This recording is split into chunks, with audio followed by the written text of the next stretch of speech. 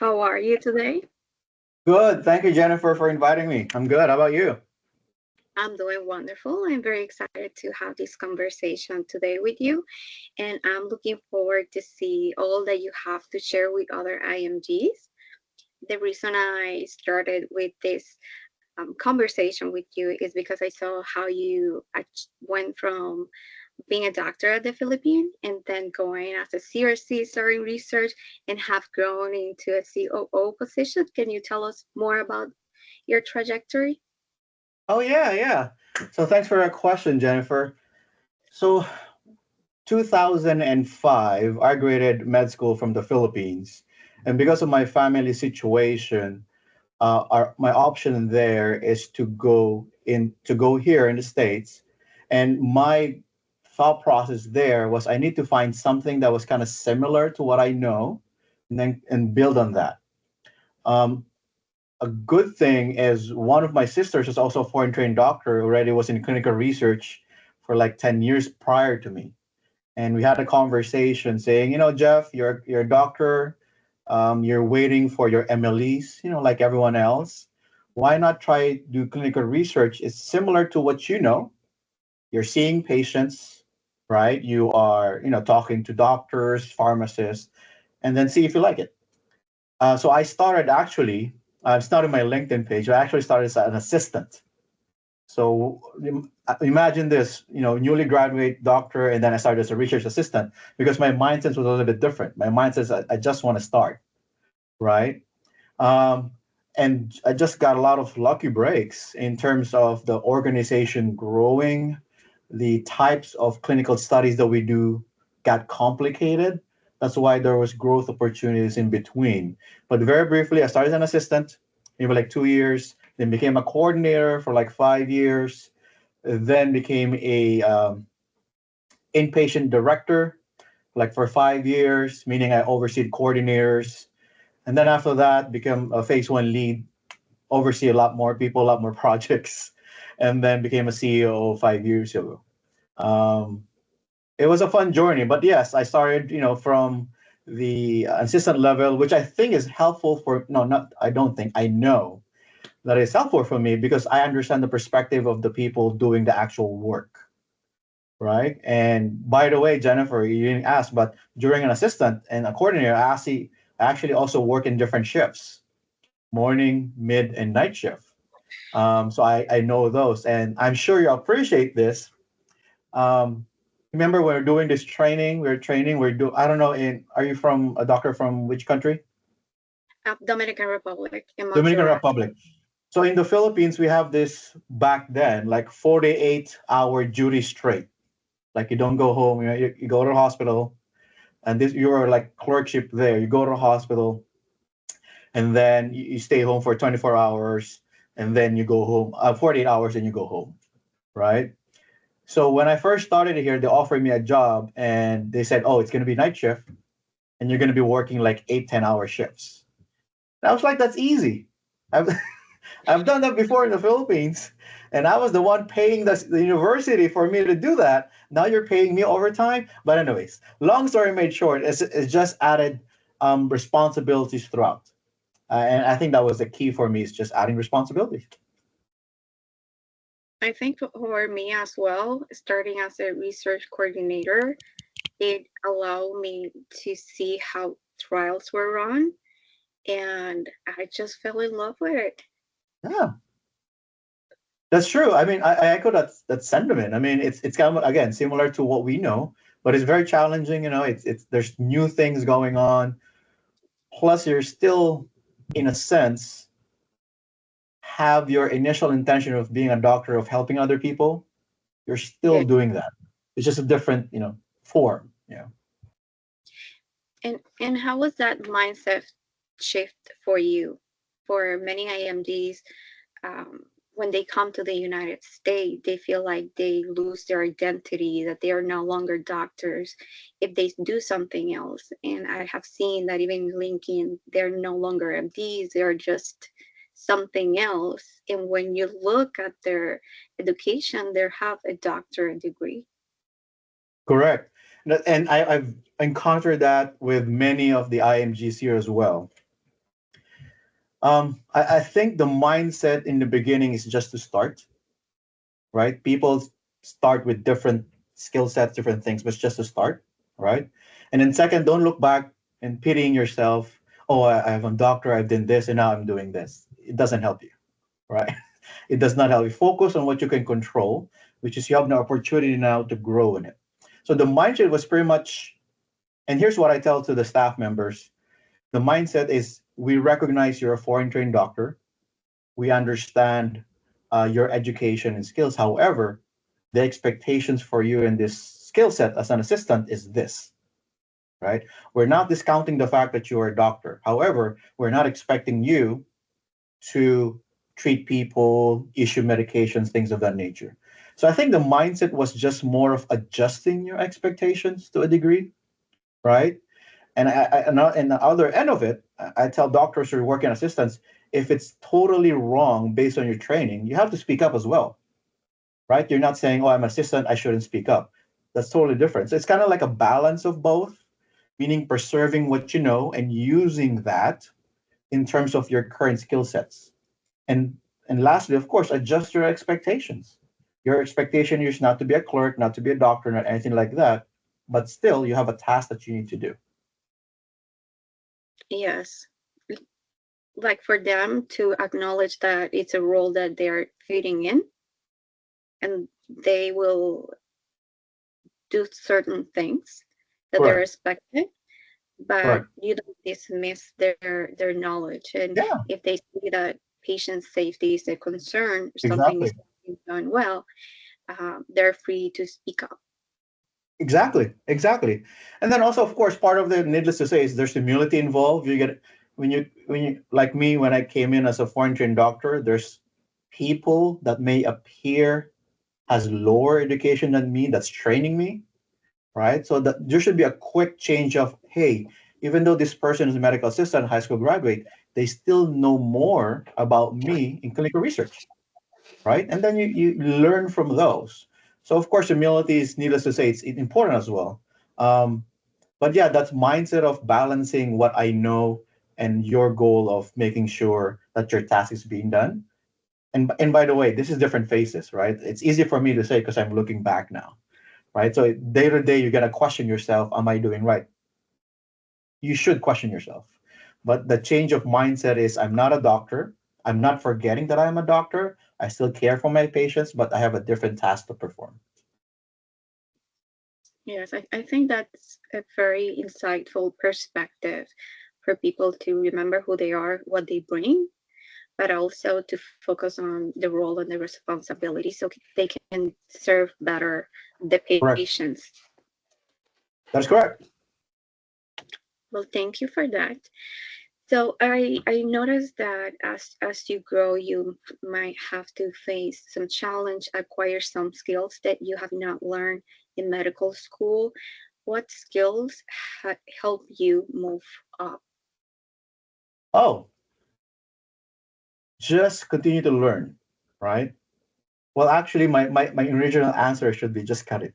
But original answer is be kind to yourself, right? And have a positive mindset moving forward, right?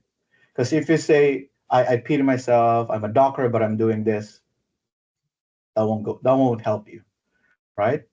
And again, there's a lot of conversation within yourself, but it's always important to give yourself a chance to do whatever that is.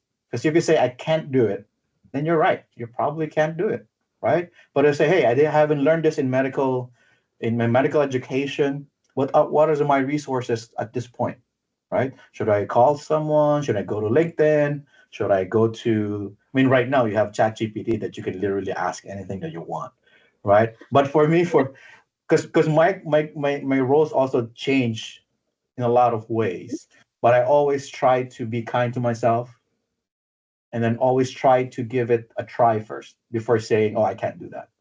Because what's the worst case scenario? You tried it, you're wrong, you learn something new, right? Best case scenario, you got it right, then you move on. Yeah, like asking that question, what's the best that can happen? Correct. If I get it right, if I get in, if I try this, what's the best? Correct. and have a Correct. mindset that can push you forward, and acknowledging that even though there are failures, that's just part of the process of the journey to grow. That's right. And I had this conversation with my daughter a few days ago.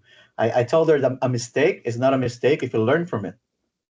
So, and she said, "Oh, we should call it a learn steak." I was like, "Yeah, I'm gonna use that." Right. So, I mean, it's okay to make mistakes so long as you learn something from it, right? Yeah, and that's a shift for us because when we train as a doctor, we are so scared of making mistake because we Correct. have life in there and we are just learning, but at the same time, we are learning with a fear because we want to do well, but we don't want to make mistake because it can cost somebody's life. And in research, you're a little bit more relaxed, Correct. but still you have that responsibility to do well for your patients. Good point. Good point. So, another question that I was going to ask, if you were going to give an advice to someone who's aspiring to go into clinical research, what would be their first step for them? Mm. First step for them is gonna be look for options, right? Just look for options in a way that don't limit yourself in terms of, hey, I want to be in this, doing this type of studies, this type of patient population, this type of thing. We don't have that luxury when you're a foreign trained doctor here. So again, when I say in the beginning, just start any type of clinical trial, different phases, any type of indication, you should go from there, right?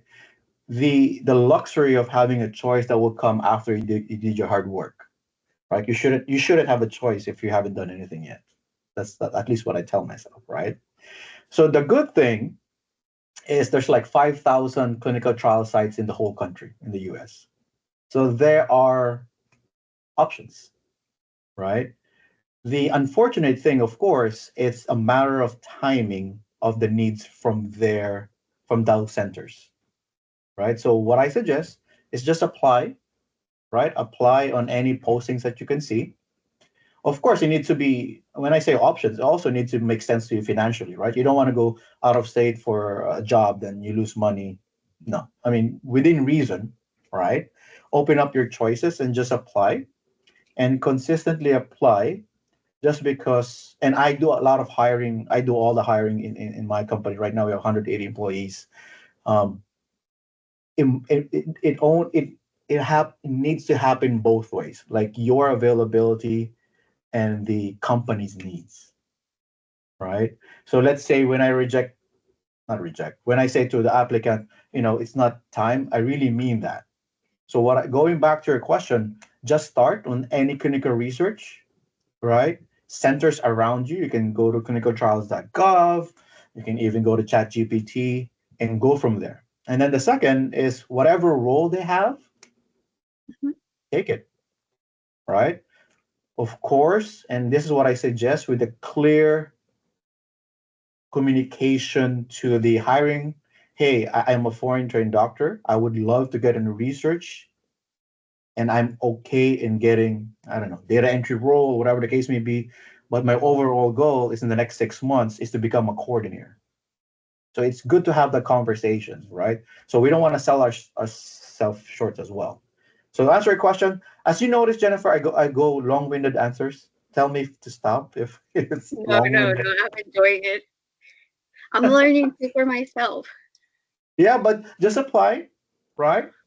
And then what I also suggest is when you're applying, use that as feedback for you, right? Because let's say you didn't get the job, then you can anticipate the type of questions they're saying, so you're learning. So when you go to the next interview, then you kind of know a little bit of what they expect. But to answer your question, just apply. Start at any role that you can. It's not below us as foreign trained doctors to start anything in clinical research, but Mhm. also you have to stress that your goal is this so your employer knows, right? It's like having a communication and clear goals So you show them that I'm not scared to start at any position, but I do want to grow, and Exactly. they should be looking for a company that allows them to grow, that will not just hold them. Correct. Correct. And you said that you do hiring for your company. Can you share the characteristic that you look for your top candidates? Sure. Foreign trained doctors. No, I'm just kidding. Well, I always look at the positive of the business, right? So our clinical trials is fairly newish. Um, that it's very hard for you to get people who have experience with clinical research. So that's good for the applicant, right? So for me personally, I'm not looking for people with clinical research experience because number one, they're very hard to find, right? And number two, I'm limiting myself. So literally, when I interview with someone, one of the things that I look for is number one, if they can communicate with me, just random conversations, right? Because that's how I see if I can give instructions in the future, right? So the first thing is I'm looking for someone who can communicate. On a side note for that, I have these coaching lessons for the foreign trained doctors because, like me in the beginning, I was very shy. I don't want to talk. I don't want to ruffle any feathers, right? And sometimes they even have an inferiority complex because of the way they speak. Well, it doesn't Yeah, help you, right? yeah, It doesn't help you.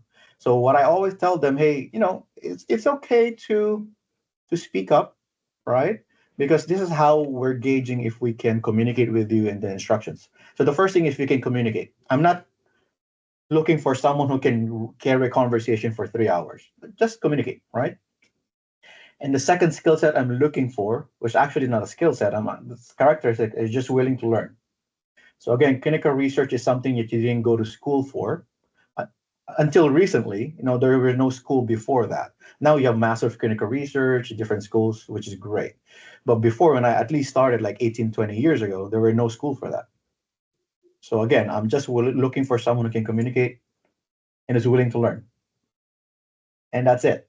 So if you have other people looking for skill sets in interview, they're lying because you can't gauge that in an interview. You can't gauge that in a resume, right? yeah. That's very important. I think having the right attitude when you go to the job, like I'm ready to learn, I'm ready to do what it takes, Yep. and I want to do it. Have that desire to do All right. it. And let's take the obvious, right? As an employer, if I have an AMG applicant, one of the questions that I'm in my head is how long will this person stay here, right? Hmm. Because some of the common plans is going to MLEs, which is fine, right? So again, communication important to stress that hey, I know you see an IMG, however, I'm committed for the next 2 years if you're committed to me, right? Because if you don't stress that, I wouldn't know if it's 6 months. So why would I hire someone, train them, and they're going for 6 months for MLE or matching, right? Or if I can have someone good for 1 to 2 years, then I might go with the process. Again, a lot of communication goes into play, but also understanding the cards that dealt with us as a foreign trained doctors. Does that make sense? Yes, yes. I sometimes you want to invest in them, but you want them to invest in you as well. It's a relationship of reciprocity. Exactly, exactly. And it's okay if you're gonna say 1 to 2 years if that's your plan. I mean, you don't want to lie to your first communication with your employer because you have other plans, right? So it's one of those things that we really need to put focus on is how will this relationship with between both the employer and the employee. Okay, that's very interesting. And if you were to describe to an IMG the role that they would do starting a position with you and how would they grow during those 2 years, what would you say? Yeah. So the initial role, let's say they're applying for a research assistant, right? So Hmm. that initial role involves collection of data. It's clinical research, it's data driven, right? Collection of data. And those data are usually in the form of a blood pressure, ECG, medical history, things that you already know. right? So that's the building block of a research assistant is getting those data in the form of blood pressures, ECG, blood if you have CPT, of course, and within the realm of the protocol. Easy, right? So the more you get into clinical research, of course, the more responsibilities you're going to run into. The first 6 months are purely execution. You have a task, right? Collect this, and then that's it. But the transition from a research assistant to a coordinator, then less execution, more planning, right? So as a coordinator, not only that you have to collect blood pressures, ECG, but you also have to plan, meaning plan, create your source docs if you have to, create the requisition, things of that nature, right? Work with So the I think time. what was that? Work with the times of the protocol sometimes can be challenging. Exactly. And then you put in the availability of the patient, you put in the availability of the PI, and you mishmash them together. So again, the way I can describe it is the first couple of months, 6 months, is purely execution of these tasks. And then as you go on, then the execution moves to more of planning, right? Kind of like more of an executive thinking kind of thing. And then after that, and not only that, the first stage is your focus on a small part of the study, which is your blood pressure ECG. And then when you go on as a coordinator, then you're understanding the whole process of it, meaning the eligibility criteria, the medical history, things of the nature. Because you also don't want to bombard a foreign trained doctor, starting as research assistant, even though they know what they're doing, bombarded with, here, just protocol, run with it. They wouldn't know how to do with that, right? They wouldn't know what to prioritize, right? And I learned this the hard way. That's why I'm sharing this with you. So again, execution, right? Data collection, and then going more of the planning. And then once you're going down the planning, part of that is also communication, internal communication with other members of our team. And then after that, external communication with the sponsors, IRB, things of that nature, depending on your organization is. Yes. And what other roles can IMGs apply within your company or would be good roles for them? Correct. Be honest, any role that and the reason I'm telling that is different organizations are structured differently, right? You can have a clinical research site that only has like 7 employees, 10 employees. So it's kind of hard to look for a specific role for that. But if you have a choice, like in Senexcel ACT, we have like 170 employees. It's fairly big. The initial is going to be your research assistant. Okay, let me clarify that. Any patient-facing role is a good start. All right. If you like that, talking to people. And the reason I say patient facing is you already have practice with this one in your med school, like establishing patient rapport, bedside manners. You already know that, right? So I would suggest is if you have a choice, any patient facing role could be clinical research assistant, could be coordinator, even recruitment. I mean, recruitment is very important. People say, oh, I'm a doctor, I want to go there. No, you're still developing that rapport with the patient, right? Now, if you don't have a choice, again, just do anything that's open.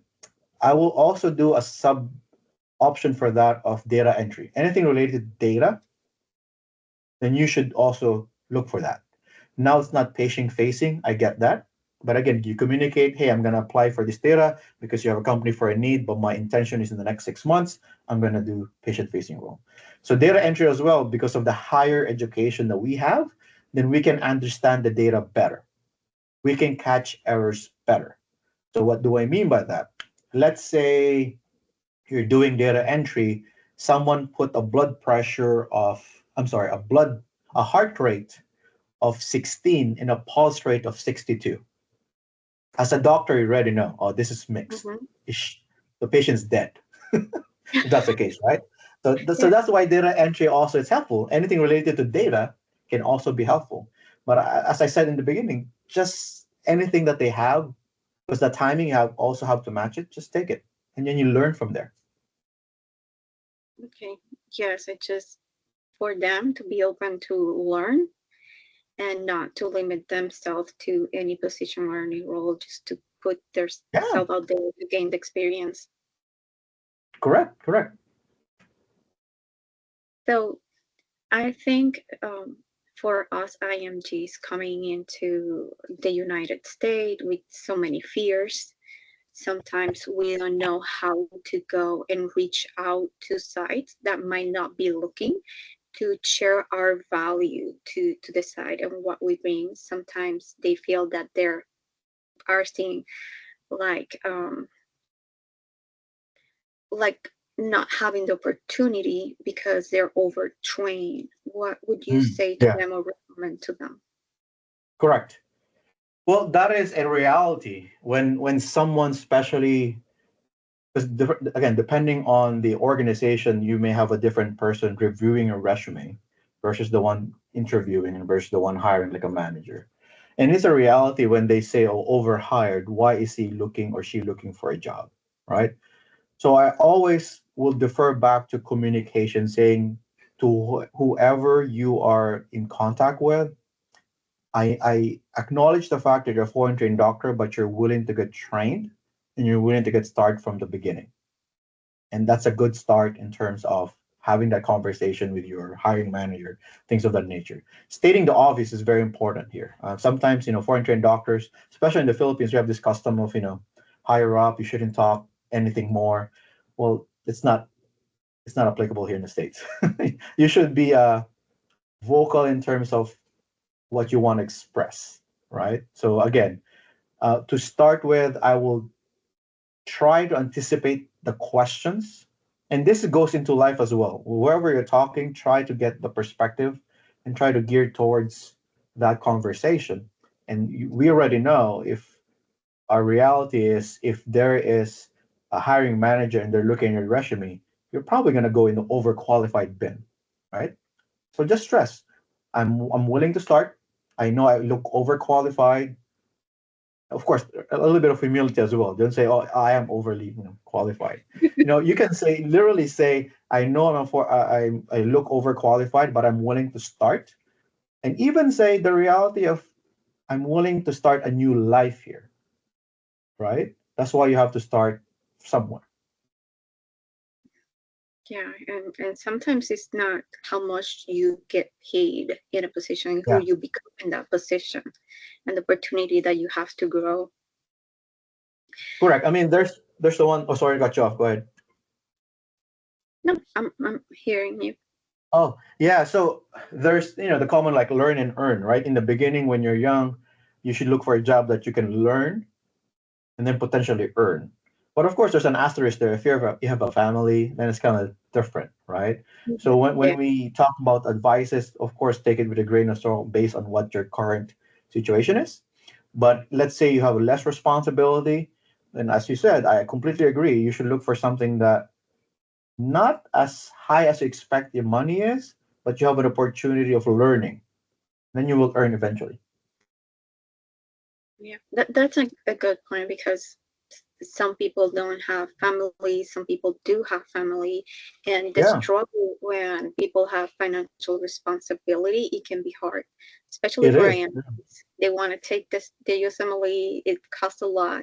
They want to have a good career or start something. They don't know that clinical research is something that they can do and that aligns well with their knowledge and the medical background, and that can allow them to grow. Yeah, exactly. And I have seen other positions like MSL, clinical trial liaison. Do you work with them with your company? Do you benefit from their services? Well, yes, we do have that because ACT is part of a much bigger organization. It's called Senexcel. So ACT is like 170 employees. Senexcel is like the whole thing's 1,500 employees. So it's fairly big. And you'll notice that these roles, the MSLs, the CTLs, those are more for the bigger organization. So we don't want to misrepresent that all clinical research sites will have MSLs and CTLs and things of that nature. But it will benefit you if you have that, because I'm assuming that the MSLs and the CTLs will have not only clinical research experience, but also the education that they can help you decide how the study will go. Okay. Yes, I have seen that it's not just only the title, but sometimes the job descriptions of what they do. It's important for IMGs to focus on that as well. True, exactly. I mean, again, one of the things that in clinical research is you kind of pointed to it already is different organizations we have different titles of the roles. Well, if you look at it, maybe I'll give an example. An assistant for us is a coordinator for other facilities, just because we do different phases of the organization. It's very important, as you said, when they're applying for a job, not only for the title, but also go to the job description of it. The job description should tell you what the expectations are. Yes, and I also noticed that sometimes people want to go into clinical research because they think it's an easy job. I never find it to be an easy job. And I Same. actually, for me, it's like you have to learn so much, but you have to be very flexible too, with Yeah. your time, with how do you manage things, how you learn to prioritize to keep, the study milestone. And there's a lot of learning, but at the same time, it is very fun to be in clinical research. Yeah, exactly. Yeah. So, It's not easy. so how would you say that you manage your responsibilities to maintain work-life balance and that other can follow? Well, you said the first thing is you should be flexible in terms of the demands of the job. Especially in my case, it was an early phase type of trial, which means it's an inpatient activity, which means the patients are staying there for 24 hours. It's a little bit different with the late phase studies that's regular 8 to 5. Um, so the way I address that is I acknowledge that different arrangement of the time, and I just maximize the hours that I'm. Of course, the physical activity is important, the meditation is important, all those things. But pretty much the first thing is adjusting your expectation to what you have. So one thing that I noticed for myself, I'm not talking about anyone else, if I have a different expectation and I don't get it, then I'm stressed, right? But if I set that expectation correctly with the data that I have, then it's less stress that is I'm gonna get, right? So again, going back to my example, if you feel that you should be working 8 to 5 in your regular hours, but you're working in a different phase, which is early phase, which no hours, then you're gonna get stressed every day because you're thinking I should be doing this 8 to 5, but you're not. So the first thing is acknowledgement of what the reality is. I know it's kind of deep, but that kind of helped me in terms of that. And second, of course, is relying on other people. That's very important in clinical Mhm. research, especially in our early phase. You can't do everything by yourself. There's so many Teamwork. things to do, right? So the next thing I would say is learn how to rely on other people. Of course, in the beginning, you can't have that responsibility because you're a new hire yourself. But for that particular time, invest in relationships with other people, right? Because when you're a coordinate, you're expecting other people to help you coordinate. So if you already start with a bad foot of you're so smart, I'm a doctor, don't talk to me, that's probably not a good start, right? So again, my first thing is really assess the expectations that you have in current jobs, in your current reality. And then the second is learn to lean on other people, right? When I say learn to lean, I'm not just saying delegating them the task. You have to invest in them. You have to teach them. You have to schedule them. You have to do all the logistics. You have to coordinate things of that nature. But for me, those two are very big in terms of the managing the stress level. So you would say that right now you move from being a coordinator to be more in the operational side of the business and Correct. hiring. Okay. So, um, this is another question that I have. I know that you said that you were hiring people. Sure. When do you have any story to share about the candidate that really inspired you and things that you saw in that candidate that impressed you that maybe can inspire others? Yeah, I mean, to be quite honest, one of the things that really pushed me as a COO is I have the ability to give opportunity to people. And having a foreign trained background, don't tell it to anyone, but I'm a little biased to those with foreign trained background, right? Because and this is valid bias, because number one, I know they are well educated, I know they can talk to patients, and I know they can read. Now we say read. Hey Jeff, are you trying to say tell something? No. When I say read, because as a coordinator, you're gonna read protocols. And I'm not saying reading in terms of the high school, no, reading in terms of understanding it. Right? Yes, Right? yes, and that's a valid point because Yeah.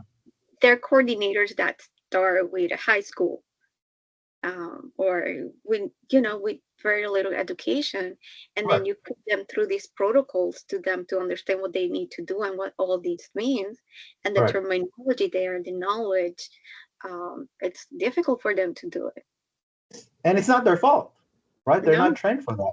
But going back to your question, is anytime I was able to share my blessings and have this opportunity to order foreign trained doctors, and I see them just progress, makes me happy. Like literally makes me happy when I see that they're taking their opportunity well, right? And right now in our company, Jennifer, we have like 22 foreign trained doctors, and you have different roles, you have different responsibilities. But once I see them progressing, it really inspires me to continue what I'm doing. I think that that's part of being able to teach others and to see how you put a seed and it just grows, and you're Yeah, excited for them being successful as well. yeah, exactly. I mean, I just talked to one of the managers earlier, and I told her and before I was a coordinator, I was co-coordinating with her. And then, of course, co-coordinating, of course, you're doing certain tasks, right? Hmm. And back then, I was a coordinator and an inpatient director, so I was doing several tasks. And I told her one of the happiest day in my life in working is when I asked her, "Hey, do you need me to do something for this study?" And she said, "Nothing, Jeff. Go home. I've done everything." And it made me so happy. I Seriously can though, go I just home. had a conversation this morning with her that made me so happy. But anyways, going back again, when I say lean to others, because you don't know what the future holds, you're going to be in a role that literally you won't see a single patient, but you need someone to coordinate for you. So that's all right. I got sidetracked with that one. No, no, that's very good. Because sometimes, when you're working on a team, being able to rely on others and to know that you got their backs and they Yeah, got yours. So it's part of a family. They're trying to work toward the same vision. And it's very nice. It looks like you yeah. have a great culture in your company, and that's inspiring. Another question, not really related to clinical trials. I see that you have a towel of book. Is there any book that you can recommend to IMDs that can Uh, help them open their yeah. mind, empowers them? Well, the bad thing is there's no good book about clinical research coordinating, so I won't have any recommendation. And right now, I'm reading this book and I'm giving this to the people. It's called Untrustable by Mo Gadad. Okay. I can send you the link, but it's interesting because it tells you, and it goes into biochemistry a little bit, so it's very familiar to us. But you ask about the question of stress, and one of the things that they pointed, stress is predictable. Right? Stress is predictable. If it's predictable, that means it's preventable, right? And I won't tell you to go on the book, but I highly recommend it. I'm only like 50 pages in, and it's worth the money that I paid for. I'm actually giving like for all the managers for that one. It's a good read just because as of in life you're gonna go to different stress levels, right? Different stressful situations, and we already discussed about when they're applying for a job, things of that nature. Well, this might help you in an overall picture of it, right? But clinical research book, there's not a lot that I can think of. Um, I will also suggest to literally just go to YouTube and then search clinical trials, right? Or go to ChatGPT or Claude and just search what should I learn about clinical trials. Again, the more resources you can, the better. But book wise, that one's number one for me because I'm reading it right now. But yeah. Yes, I know there's a lack of education in the industry, and that's what's the reason that I start with the newsletter, and I want to bring these interviews to more IMGs so they can educate themselves, but also see it from other IMGs that are doing well, that are growing, and they know that it's possible for them to do it as well. That's very good. That's very admirable. Because of course, at the end of the day, we all want people to succeed, right? So I think it's very important to have that. I actually was talking to another company um, to be a consultant in terms of when they teach foreign trained doctors for clinical research. Specifically, what I personally want, is to teach foreign trained doctors about early phase trials, because there's a lot of late phase trials. There's like 5,000 centers, but it's very limited in terms of the early phase. And I'm more than willing to help you extend that reach to people that can get familiar specifically with early phase, because this is the I see doctors can really excel in, right? I'm not saying late phase they can, right? But early phase is really something that they can excel in, just because it's very science based, it's very patient based, and you can appreciate the little things that happen, meaning adjusting the dose, seeing the PK, the pharmacokinetics of it, seeing the blood hormones change. And some I work in late phase before, and you don't see this in late phase, but in early phase you have clear visibility. So I'm inviting myself to you. But anyways, um, No, that's yeah, very interesting. I work with a phase one study, various phase one studies, and I know that you go through dose escalation, the yeah. escalation, get to see a lot of changes in their lab work. That's really interesting. And since you talk about that, I know there is not much on investigator initiative trials, but there are Yeah. many doctors out there that could do something like this. Do you have any recommendations? Unfortunately, I don't. So you're right. The investigator academic is a little bit limited. So you have to be affiliated with certain universities or certain organization. So if that is the direction that your clients are going, then I suggest they go directly to a research leaning hospital or academic, like St. Jude is very research leaning, or UCI. But specific doctors, I don't know, just because it's not my area of expertise. Yes. No, I'm asking because some doctors that they want to do research, they cannot get clinical trials um, because the communication with the sponsor, sometimes it's difficult for them to find clinical Mhm. trials. Months or years to start one. And if they can bring their own clinical trials, that would be something that they could start doing, especially because they're working with many patients. They're already Yeah, collecting data. They already know and notice some patterns in their patients that they want to investigate further. true, true. Um, Maybe we can make a business out of that. No, just kidding. No, I don't have anything to add on that one. No, well, there is a lot of opportunity in research. Research is growing, is expanding, and we just have to be creative, do our best, Right. share with the world, and keep trying. Right. Oh, can I go back to your previous question about the books? One thing I Yeah, just remembered. Um, there's this book, Moonshot. one shot. Okay. This is written by the Pfizer CEO. Mm-hmm. And this is good because our company actually helped with the development of the COVID vaccines, the Pfizer, Johnson and Johnson, Novavax. Wow. And this kind of goes into detail what happened. Um, it's very inspiring in terms of that. But it kind of goes into detail about the clinical trial process, not in the site level, but from the pharma level. I think it's a good book as well for other foreign trained doctors, because they will understand what goes on in terms of developing the medication. So moonshot. Thank you so much. That's No worries. something put it on my Recommended. note here.